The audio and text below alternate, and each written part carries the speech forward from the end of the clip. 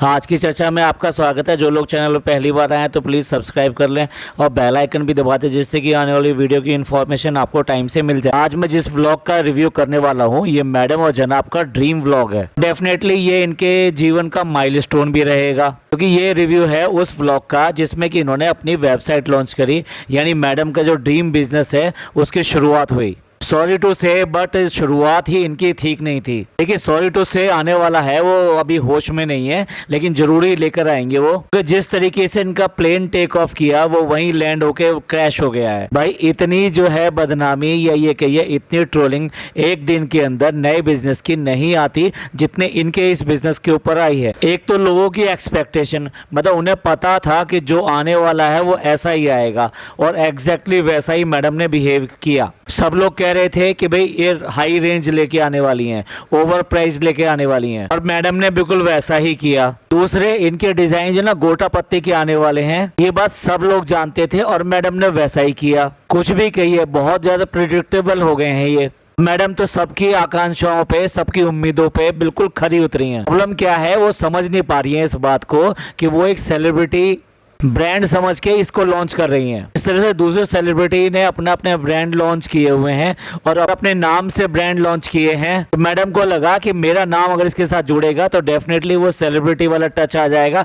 उसकी वजह से वो अगर ओवर प्राइस भी करेंगे तो लोग हाथों हाथ लेंगे। अब देखो, अगर रेस्टोरेंट खोला डब्बा ने तो वहां पे कम से कम इस बात का अट्रैक्शन है लोगों के लिए कि वो अपनी सेलिब्रिटी, यानी जो भी मानते हैं उसको सेलिब्रिटी, वो उसके साथ मिल सकते हैं, उसके साथ फोटो खिंचवा सकते हैं।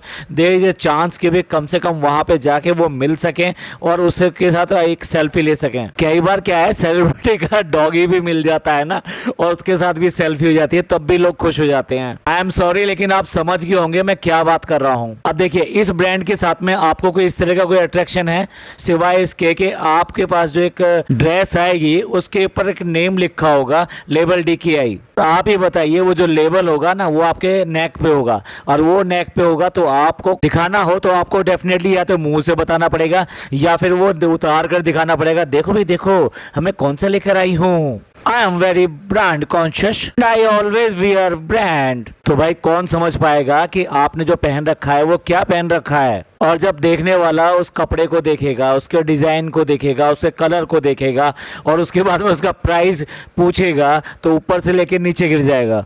क्या है कि मैडम ने ये सोचा कि ब्रांड के नाम से सब कुछ चलता है और उनको वो ओवर प्राइस करने पे भी वो मिल जाएगा, और अगर वो लोअर प्राइस रखेंगी तो वो सेलिब्रिटी वाला टच नहीं आ पाएगा। और यही सबसे बड़ी बेवकूफ़ी कर रही हैं कि उनका नाम इस तरह का ब्रांड नहीं है कि जो लोग जो सिर्फ नाम की वजह से लेकर जाएं और प्राइस और बाकी चीजें ना देखें। मैडम, आपके जो फॉलोअर्स हैं और जो आपके व्यूअर्स हैं, उनकी जो क्लास है ना, आपकी क्लास तो पता है, अब जो उनकी क्लास है ना, उनकी क्लास के लिए आपको उनके हिसाब के कपड़े बनाने चाहिए थे, क्योंकि वो अगर आपके लेना भी चाहें तो वो नहीं ले सकते। अब आप अगर गिव अवे करने की सोचे हैं तो फिर वो बात दूसरी है। डब्बा की तरह से लाइन लग जाएगी कमेंट्स की, मुझे दे दो, मुझे दे दो, मुझे दे दो। फर्स्ट ऑफ ऑल, मैडम का जो पहला एज्यूम्पशन है कि ब्रांड की वजह से लोग बाग कुछ भी खरीद लेंगे, वो गलत है बिल्कुल। दूसरी बात, अपने को सेलिब्रिटी समझ के ये अपना ब्रांड लॉन्च कर रही हैं, लेकिन क्या है उसमें अपना टच। ये जो बात है ना DKI वाला टच, जो इनके अबाउट में लिखा हुआ है, अबाउट,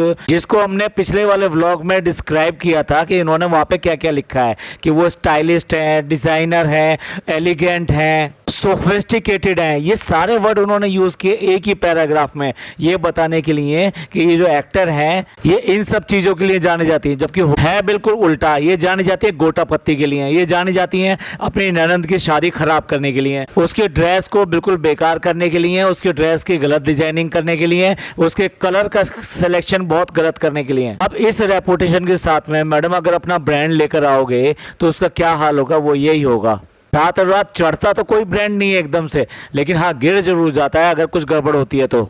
चलिए और अच्छी तरह से बताते हैं क्यों करके इनका ब्रांड गिर रहा है। जो बाकी सेलिब्रिटी होते हैं, अगर कोई वो ब्रांड लॉन्च करते हैं, रेस्टोरेंट बनाते हैं, या कुछ भी इस तरह का बिजनेस लोग करते हैं, वो जिसमें लोगों की जरूरत होती है, लोग उसको कस्टमर होते हैं, यानी कि वो उनसे कुछ माल खरीदते हैं या फिर जो वहाँ कुछ खाने पीने के लिए आते हैं। तो ये सारे सेलिब्रिटी क्या होते हैं, अपना पैसा लगाते हैं, लेकिन वो सारी चीज़ें देते हैं किसको, प्रोफेशनल्स को देते हैं। और प्रोफेशनल्स उनका इंटीरियर, उनका डिज़ाइन, ये सारी चीज़ें करते हैं और शो को मैनेज करते हैं। सिमिलरली अगर किसी ने क्लोथिंग रेंज लॉन्च करी है तो उसमें अपना अपना टच कोई नहीं रखा है, उसमें सिर्फ जो आज के डिज़ाइन चल रहे हैं, आज का जो फैशन चल रहा है, आज जो फैब्रिक चल रहा है, उसकी समझ के हिसाब से जो प्रोफेशनल लोग हैं उन्होंने ही उसको डिज़ाइन किया, उन्होंने ही उसको सिलेक्शन किया और उन्होंने ही उसका प्रेजेंटेशन किया और उन्होंने ही उसकी मार्केटिंग करी। तो मैडम वो सारे लोग ना अपना पैसा लगाते हैं लेकिन दिमाग लगाते समय सिर्फ बिजनेस को देखते हैं, उसके अंदर नहीं घुसते हैं कि उसमें कौन सी गोटा पत्ती लगानी है और वाइट लगानी है या क्या लगाना है। एक तो सबसे बड़ी बात ये है कि वाइट लेस को मैडम ने इतना एक्सेसिवली यूज़ किया है, अब क्योंकि वो वाइट है तो इसलिए वो ग्रेस बिल्कुल पैदा नहीं कर रही है। इससे ज़्यादा अच्छा ये था कि जो भी प्रिंट इन्होंने चूज़ किए हैं तो वहाँ लेस लगाने के बजाय उसी का कोई डार्क कॉम्बिनेशन यूज़ करते और उसको कवरिंग देते, आई मीन उसके कफ बनाते, उससे कॉलर बनाते या उसके बॉर्डर बनाते, तब फिर भी इनकी ड्रेस जो है तो अलग से दिखाई देती। वो जो सफ़ेद लेस लगाई है वो इतनी सस्ती और इतनी ऐसी लगती है कि बहुत चीप टाइप की लगती है। तो मैडम का बिजनेस जो धड़ाम से गिरने की जो है यही वजह है। मैं अपने व्यूवर्स से भी पूछना चाहता हूं, जो मैंने अभी बातें गिनाई हैं जितनी, उनसे वो कितनी बातों से सहमत हैं, और अगर उनका कोई और मत है यानी उनका कोई और कमेंट है, उनका कोई और विचार है तो प्लीज़ कमेंट जरूर कीजिएगा। देखिए जिस तरह से डब्बा के रेस्टोरेंट का हमने रिव्यू किया था, प्रोफेशनल रिव्यू किया था, उसमें 11 पॉइंट कवर किए थे जो बेसिकली एक अच्छे रेस्टोरेंट के लिए होने के लिए ज़रूरी है।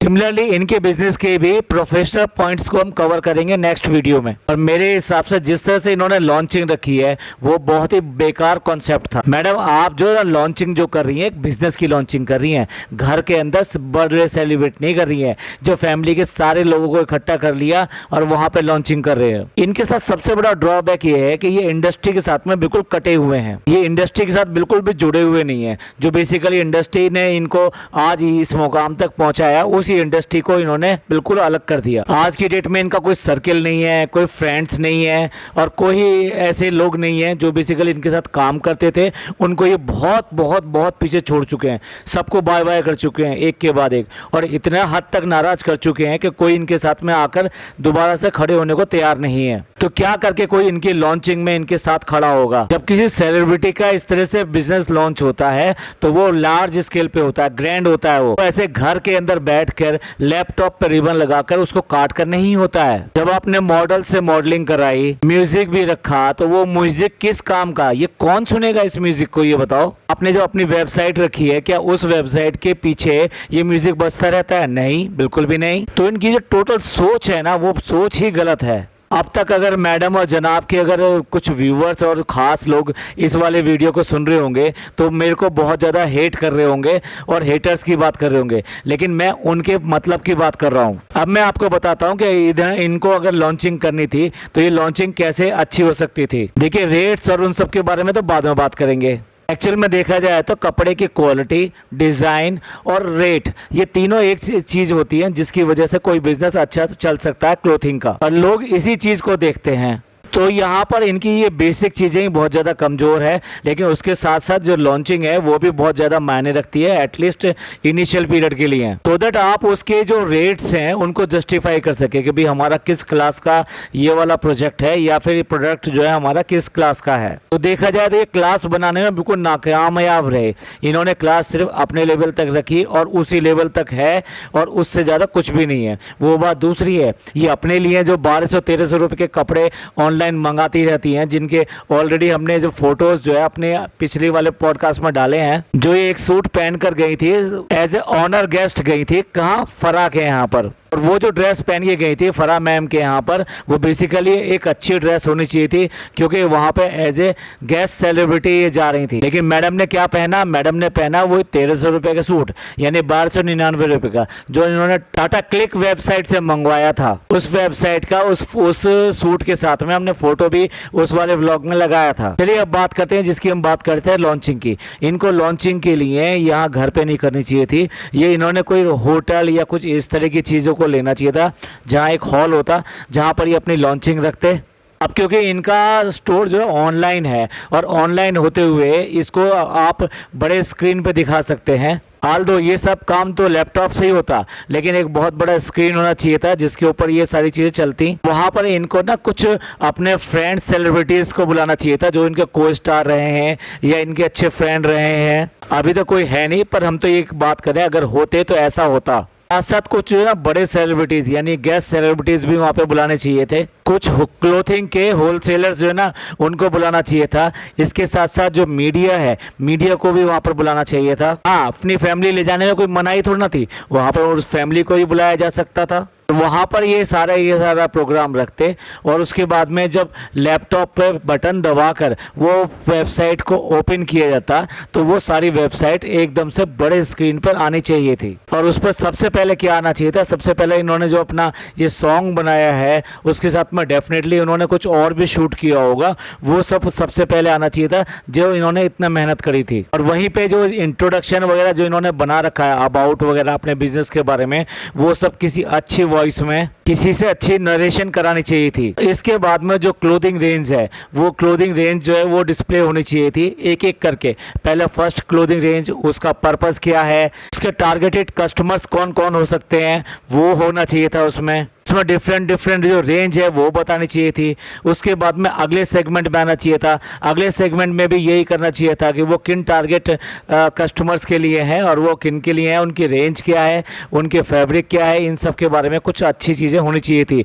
और साथ साथ वो मॉडल का जो डिस्प्ले है वो सारा चलता रहना चाहिए था। और इस तरह से इन्हों को अपनी पूरी कंप्लीट रेंज वहाँ पर डालनी चाहिए थी। साथ साथ किस तरह से वेबसाइट जो ऑपरेट होगी और किस तरह से इनकी मेथोडोलॉजी रहेगी, थोड़ा सा इंट्रोडक्शन उसका भी होना चाहिए था जिससे कि लोगों को आसानी हो समझने में कि कैसा है। बेशक जो वेबसाइट जो लॉन्च करने से पहले आप काउंटडाउन रख सकते थे वहाँ पर। अब ये वेबसाइट जो लॉन्च करने का काम आप किसी को भी दे दीजिए, अपनी मम्मियों को देते या किसी को भी देते या किसी सेलिब्रिटी गेस्ट को देते ये ऑनर, तो ये सारी चीज़ें तो हो सकती थी। और इस तरीके से अगर ये लॉन्चिंग होती तो ये ग्रैंड लॉन्चिंग होती। एटलीस्ट इसमें जो है उस ड्रेसेस का उन सब का थोड़ा सा वो पता लगता कि हाँ भाई ये कुछ क्लास है। और हो सकता है कि वहाँ आने वाले जो इनके फ्रेंड सेलिब्रिटीज़ वो हैं वो सब उस एक काउंटर या दो काउंटर या कुछ लैपटॉप्स या कुछ ऐसी स्क्रीन्स वहाँ पर होनी चाहिए थी, टच स्क्रीन, जिससे कि वो लोग इमीडिएटली ऑर्डर कर सकें। और वहाँ पर उसके बाद में पता लगता कि भाई कितने सेलिब्रिटीज़ वो जो लेकर गए हैं, तो उसका जो इफेक्ट आता वो इफेक्ट अपने आप में अलग ही आता। और इस बिजनेस को करने से पहले आपकी क्या आइडियोलॉजी थी इस बिजनेस को लाने के लिए, वो सारा नरेट होना चाहिए था और इन्हीं की आवाज़ में और इन्हीं के विजुअल्स के साथ में। बट सॉरी, ऐसा कुछ भी ये सोच ही नहीं सके क्योंकि इनको सिर्फ और सिर्फ ये पता लगा कि एक बिज़नेस है जो हम लॉन्च करेंगे और हमने ही वो बनाया है और हम अपने परिवार और इन सब के साथ लॉन्च करेंगे क्योंकि ऑनलाइन बिजनेस है तो इसलिए इसमें और तो कुछ हो ही नहीं सकता। और ये घर पे बैठ के एक लैपटॉप पे इन्होंने लगाया रिबन, और रिबन लगाने के बाद उसको काटने से आप उसका इनॉग्रेशन समझ रहे हो। वेबसाइट छोटी चीज़ नहीं होती, वो पूरे दुनिया में एक साथ लाइव हो जाती है। जिस तरह से जब ये पहले दिखा रहे थे कि शो के दौरान इनका जो न्यूयॉर्क टाइम्स में वहाँ उस स्क्वायर के ऊपर इनका ऐड चला, ये सब चला, और जो करवाया था वो किसने करवाया था, इनके व्यूवर्स ने करवाया था वो। तो ये चाहते तो ऑनलाइन जो है वहाँ पर नेट के थ्रू और भी कई जगह से जुड़ के उनको साथ में शामिल कर सकते थे, उनके व्यूज़ ले सकते थे। मतलब इतना सब कुछ हो सकता था कि ये तो एंडलेस स्टोरी है। बट लगता है इनके पास दिमाग ही नहीं है। और ये तो तभी जाहिर हो गया था जब इन्होंने इनका बैनर जो है वो इन्होंने लॉन्च किया था। जो इन्होंने लेबल बनाया है उस लेबल को इन्होंने लॉन्च किया था, और वो किस घटिया तरीके से किया था वो भी आप सब लोग देख ही चुके हैं। इन्होंने ये सोच के कि बच्चे से वो करवाएंगे और उसको दिखाएंगे सबको, और जबकि उससे पहले ही वो सबको दिखा चुके थे। अब पता नहीं इनके साथ हमेशा पचकाई होता है, वो भी गलती से दिखाया गया था या जानबूझ के इन्होंने उसको रिवील कर दिया था पहले ही। वैसे तो इनके घर के लोग ही काफ़ी हैं ये सब काम करने के लिए। डब्बा ने पहले ही DKI किस तरीके से वो एम्ब्रॉयडरी करा के लेकर आई थी, उनको गिफ्ट देने के लिए, उसके बर्थडे के लिए, तो शुरुआत तो उसने वहीं कर दी थी। और उसके अलावा अगर कोई नेट पे वो DKI लेबल डाल के देखता था तो वहाँ पर भी कुछ चीज़ें नज़र आ गई, यानी इनका रजिस्ट्रेशन और ये सारी चीज़ें वहाँ पे नज़र आ रही थी। कुल मिला के ये है कि प्रोग्राम को प्रॉपर ऑर्गेनाइज करने में एक फिल्म इंडस्ट्री से जुड़े होने के बाद में भी असफल रहे, और इनका ड्रीम प्रोजेक्ट होते हुए भी उसको ड्रीम की तरह से वो पेश नहीं कर सके। और लगता है कि अब जो इन्होंने बनाए थे 100 कार्ड्स वो कितने दिन में ख़त्म होते हैं, ये देखने वाली बात है। एक काउंटडाउन भी डिस्प्ले किया जा सकता था वहाँ पर कि कितने लोगों ने ऑर्डर कर दिया और कितने लोग जो है अपने कार्ट में उस चीज़ को डाल रहे हैं। पता नहीं क्या बोल रहे थे कि अगर वेबसाइट ये लोग टेस्ट करते तो 350 लोगों के पास में मेल चला जाता। भाई कैसे चला जाता, ये बात बिल्कुल भी क्लियर नहीं हुई। ये कोई IT वाले अगर हमारे इस वीडियो को सुन रहे हो तो वो बताए कि किस तरीके से हो सकता है कि अगर अपना वेबसाइट को ये सिर्फ और सिर्फ टेस्ट करते तो 350 लोगों के पास में मेल चला जाता। आई थिंक इन्होंने अगर कुछ अपने डिस्ट्रीब्यूटर या समथिंग अगर ऐसा कुछ कर भी रखा था कि क्लिक होने के बाद में उन सबको मेल चला जाएगा कि अब वेबसाइट ओपन हो गई है तो अब आप लोग ऑर्डर कर सकते हैं। तो मेरा फिर दूसरा सवाल है कि 350 ही क्यों, 3,500 क्यों नहीं, 3.5 लाख क्यों नहीं, और 35 लाख क्यों नहीं, जितने की इनके पास में सब्सक्राइबर हैं। तो ये लॉजिक जो है हमारे तो समझ में आया नहीं। अगर किसी को समझ में आया हो तो प्लीज जरूर समझाइएगा और कमेंट जरूर कीजिएगा। अब आपको अगर अचारी मटन बनाना आता है, वो ही अच्छा बनाते हो, तो आप उसी फील्ड में रहते ना। जब आपको जो ये वाला काम आता नहीं है, डिजाइनिंग आती नहीं है, डिजाइनिंग की कुछ सेंस नहीं है, गोटा पत्ती की सेंस है, उसके अलावा आप उससे आगे बढ़ नहीं पा रहे। पहले जो बिजनेस हुए हैं उनको आप देख ही चुके हैं, खास तौर से कपड़े का बिजनेस ऑलरेडी पहले कर चुके हैं, तब भी लोगों ने ओवर प्राइस्ड कहा था ये। और उसके बाद में जिस तरह से डब्बा की शादी में ट्रोलिंग हुई थी और बहुत ज़्यादा मजाक बना था, यहाँ तक कि आपस के रिश्ते भी खराब हो गए थे, उसके बाद में भी इन सब चीज़ों से लर्निंग कुछ भी नहीं किया।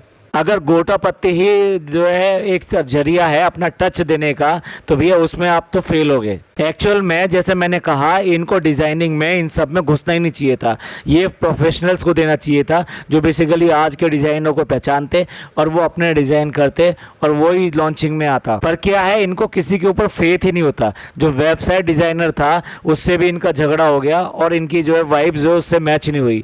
अल्टीमेटली उसको ड्रॉप किया और उसके बाद में दूसरे को लेकर आए और उससे ये सारी वेबसाइट बनवाई। ये वो है कि अपने इंटीरियर डिज़ाइनर को जो बिल्कुल घर की तरह रखते थे और उसको हर बार व्लॉग में दिखाते, उससे हंसी मजाक करते, उसका बर्थडे मनाया, सब कुछ किया, और उसके बाद में जब घर तैयार हुआ तो उसी के इतने दुश्मन बन गए कि उसके लिए सॉरी टू से लेके आने वाले थे, जो बेसिकली अपने बेटे की वजह से लेके आ नहीं सके क्योंकि उसी टाइम में उसका बर्थ हुआ था। और उसकी आज तक कंप्लेन करते हैं कि उसके बनाए हुए डिज़ाइन में ये प्रॉब्लम है, उसके बनाए हुए डिज़ाइन में वो प्रॉब्लम है, जबकि एक एक डिज़ाइन को वो एक्सप्लोर करते थे और शेयर करते थे, देखो हम ऐसा बनवा रहे हैं, देखो हम ऐसा बनवा रहे हैं। इनफैक्ट क्रेडिट तो लेना चाहते हैं लेकिन उसका नुकसान या उसकी जो ड्रॉबैक्स हैं उससे इतना डरते हैं कि हाथ पीछे खींच लेते हैं और वो किसी और का नाम लगा देते हैं। और यही काम डब्बा करती है, जब भी वो कोई चीज़ खाने चीज़ बिगाड़ती है तो किसी ना किसी और का नाम लगा देती है, ये इसकी वजह से बिगड़ी, इसने नमक डाला था, इसने सब्जी लेकर आया था, इसने ये बिगाड़ दिया, इसने गैस बंद कर दी, इसने बर्तन ठीक नहीं किया,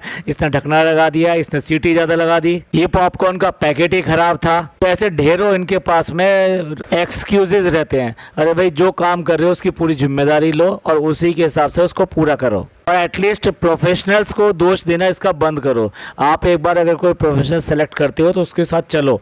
अच्छा हुआ इन्होंने अनु के लिए कुछ नहीं बोला, और बोलते भी कैसे, ये तो टिके हुए थे बिरयानी पे, और ये डांस पे अगर टिके हुए होते तो डेफिनेटली ये जीत जाते, लेकिन ये टिके हुए थे बिरयानी पे। तो फिर घूम फिर के बात ये आती है कि मैडम अगर बिरयानी अच्छी बना लेती हो तो इसका मतलब ये नहीं है कि आप क्लोथिंग रेंज भी अच्छी बना लेती हो। चलिए, ये था हमारा पॉडकास्ट इनके लॉन्चिंग के ऊपर। आप इस सब के बारे में क्या कहते हैं, आप हमारी बातों से कितने सहमत हैं, और उसके अलावा आपके क्या विचार हैं इनकी लॉन्चिंग के बारे में कि इन्होंने लॉन्चिंग के टाइम पे क्या क्या मिस्टेक्स की हैं, और अगर वो मिस्टेक्स ना करते तो डेफिनेटली चलता। जैसा कि हमने कहा था, हम इनके हेटर नहीं हैं, हम तो खुद सजेशन दे रहे हैं कि ये क्या क्या कर सकते थे और किस तरीके से बेटर कर सकते थे। तो चलिए एंड करते हैं इस पॉडकास्ट का। ये पॉडकास्ट आपको अच्छा लगा हो तो प्लीज़ लाइक कीजिए, सब्सक्राइब कीजिए और शेयर कीजिए। थैंक यू, धन्यवाद, शुक्रिया।